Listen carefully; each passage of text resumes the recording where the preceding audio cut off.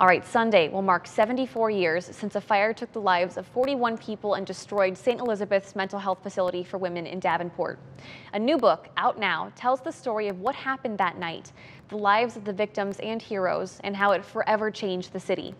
So joining us now is Bettendorf author Bret Grimes. Congratulations for your book, and thank you so much for being here. Thank you so much, Shelby. I appreciate it. Okay, I have to ask, how did you get started on this topic? I mean, what drove you to research this? Yeah, so it was kind of probably more organic than one would think. I was actually at the hospital with my daughter, who was there for about 4 days. And as a dad might do, I got a little bit bored. And so I was wandering the hospital hallways, and I saw that Genesis has a history wall. And so on their history wall, they have a little section about the fire, and I wanted to read more.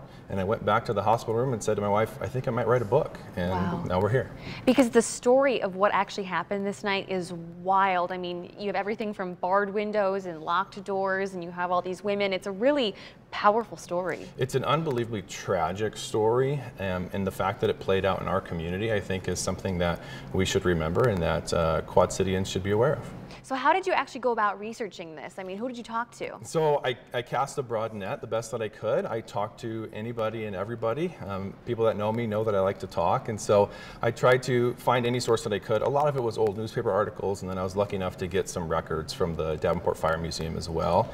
And then I read those testimonies and tried to piece it together and help make sense of what happened. And then I put that together in a book.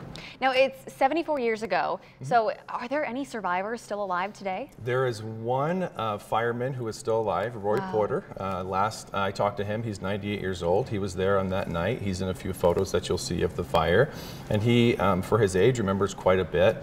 All of the other people that were in the building have passed away, but Roy still, for a 98-year-old, has an amazing memory, and it was just an honor to be able to talk to him, and I talk about him in the book as well. Now, as I understand, you actually go to the grave sites of a lot of these victims, or you've been there. I mean, what was that like for you? Did you find yourself kind of connecting with the people that you were writing about, even though they've long since passed? Right, so something that was 74 years old, I wanted to add a human element to it for me because I wasn't on Earth 74 years ago. And so to be able to make this real, to be able to kind of bring those humans to life, I thought the best way to do that would be to go and visit what is left of them, which is mostly their grave site. So me and my kids, on a day off of work, I would visit a grave site just to try and bring them back to life. Wow.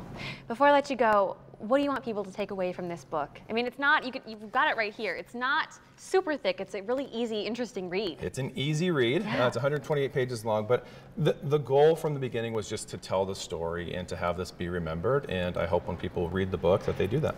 And how can people get a copy? They can find it at my publisher's website, which is Arcadia Publishing, and also online from Amazon and Target.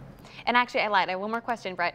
You weren't an author before this, right? I'm a chiropractor. This is just my kind of after dark hobby, so to speak, but it was just something I wanted to do, and I was happy to be able to do it. So how do you balance that with chiropracting? You just work full time during the day and then come home and research? Right, work really hard and never say no. And I would come home, put the kids to bed, and then go down to the basement and start writing and try and get some words out. So how many years did you spend on this? This actually took me a year. I tend to agree to things pretty easily, and when the publisher said, "Can you get this out in a year?" I said, "We'll do it." So. Wow, wow, and really, truly, it's a great testament and memorial to all the people that lost their lives that night. Yeah, I had somebody reach out to me yesterday who was a family member who said that she cried when she read about the book, and that meant a lot to me, just to know that the 41 people that died hopefully will still be remembered by anybody who gets a chance to read it.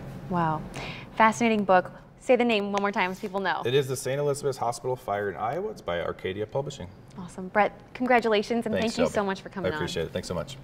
Once again, the St. Elizabeth Hospital Fire in Iowa by Bret Grimes out of Bettendorf is available now. And coming up this Sunday, Bret will join John Diaz on This Week, News 8 on This Week, to dive even further into this book and all the stories within it. You'll hear that full interview this weekend.